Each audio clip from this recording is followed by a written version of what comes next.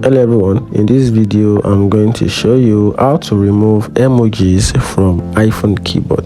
So if you want to remove the emoji button from your iPhone keyboard, like example this particular emoji that is right here at the bottom of the keyboard, this particular emoji, if you want to remove it from your keyboard, here's how you can get it done.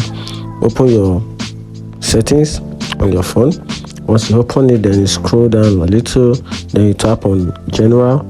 So from general, then you scroll down, then you tap on the specific option, which is the keyboard prompt under the date and time. Just tap on the keyboard option, tap on it, then right there you're going to find the keyboard option. This is it here, keyboards. Then you have two under it. You can see you have the English US emojis, then we have the other one which is emojis. So what you're going to do is that you tap on edit, this particular option at the right top corner, you tap on edit, then you tap on this minus button.